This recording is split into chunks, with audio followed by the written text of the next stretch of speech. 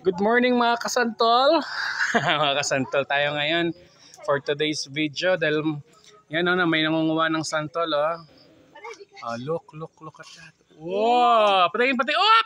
Kala ko ano. Wait lang, patingin. Yun. Sige, meron pa. Ayun pa, yun o. Yan, kunin mo yan. Yan. Ayan, yan. Okay, mga kasantolers.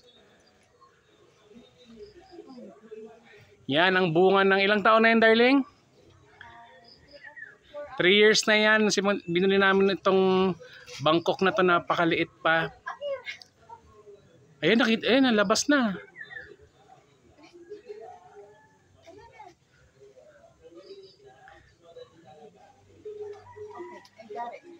And careful. Ayan.